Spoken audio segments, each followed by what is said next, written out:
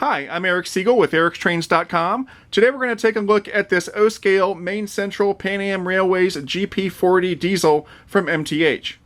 MTH has been making models of the GP-40 for quite a while now, but the Pan Am version that you see here debuted in MTH's 2010 Volume 2 catalog, and then they finally delivered it in 2011. This model is available in both a 3-rail O-Scale version and a 2-rail O-Scale version, as well as a non-powered unit. There are 3 road numbers available for the powered units, and 1 road number for the non-powered unit. So whichever you do, 3-rail or 2-rail, there are essentially 4 road numbers available to you.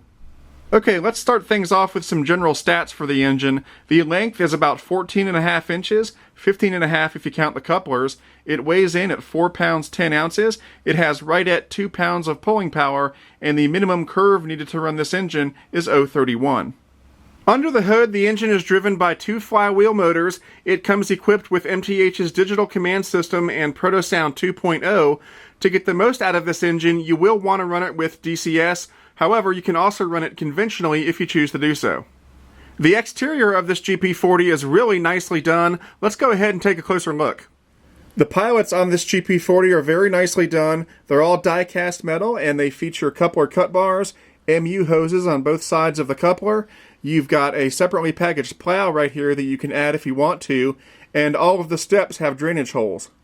The side frames on the trucks are die-cast metal, and they're probably one of my favorite things on this model because they're just so well done. There's so much added on detail all over the place.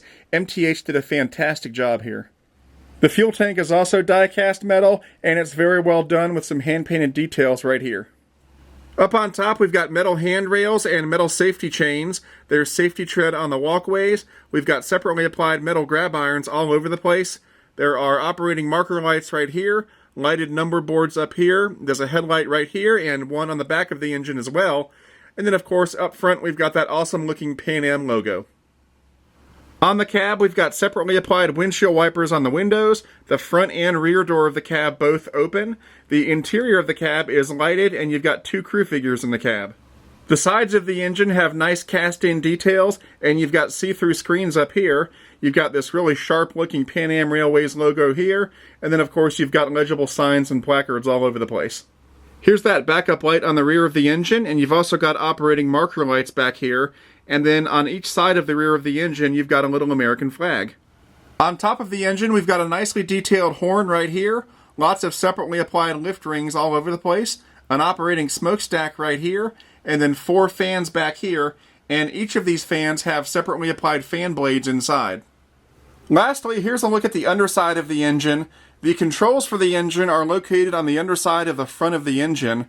On this side, you've got the smoke volume knob as well as the polarity switch. And over here, you can't see it, but you've got the volume knob and the 3-rail, 2-rail toggle switch. On each truck, you've got 2 traction tires for added pulling power, and you've got a total of 4 pickup rollers for good, solid electrical contact. Okay, now let's go ahead and start the engine up. I'll demonstrate some of the sounds and features, and then run it around the layout for a minute.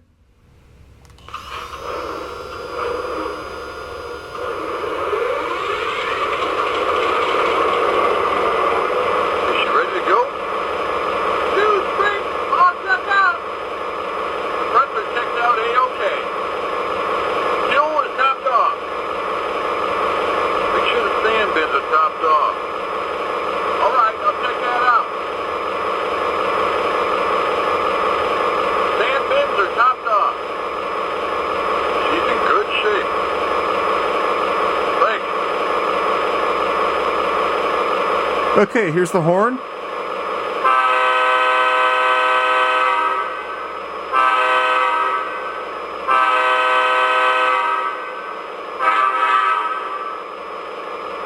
Here's the bell.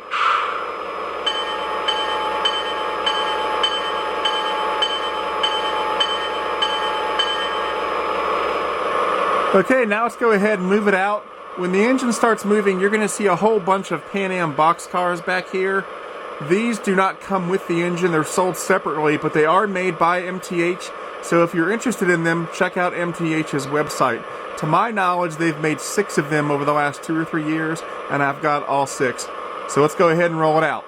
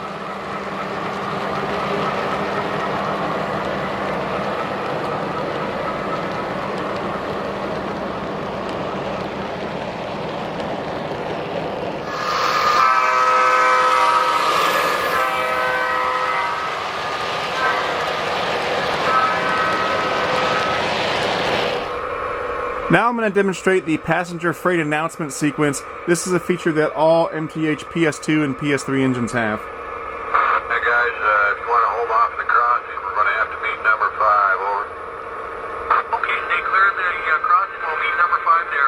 Copy, dispatcher, over. Thank you. You ought to be there in about an hour. We're out.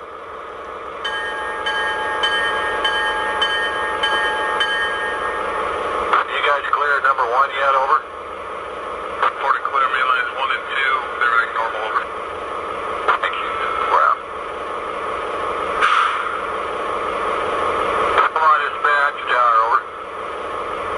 Yeah, would you let my switch crew cross power over right now, or no? Yeah, over. They're ready to go. Number 5's coming to there, over. Alright, it'll probably take about 5 minutes to get ready.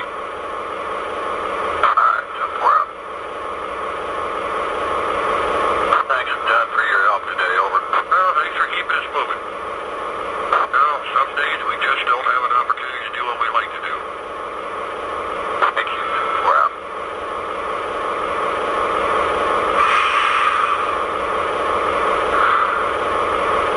You got permission to switch to motor position.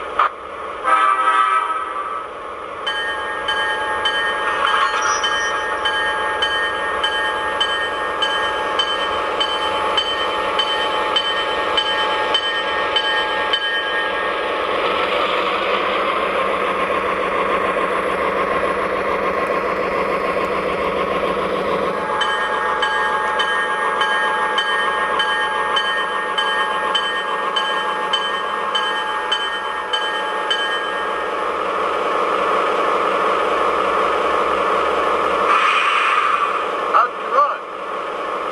She ran great.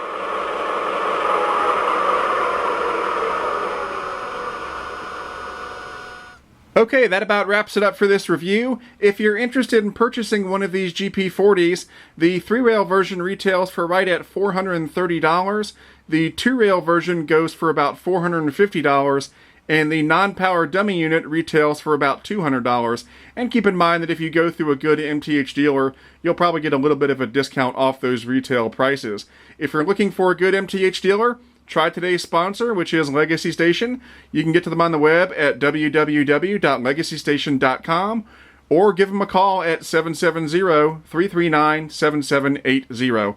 Anyway, that's it for now. I'm Eric Siegel, and I'll see you next time.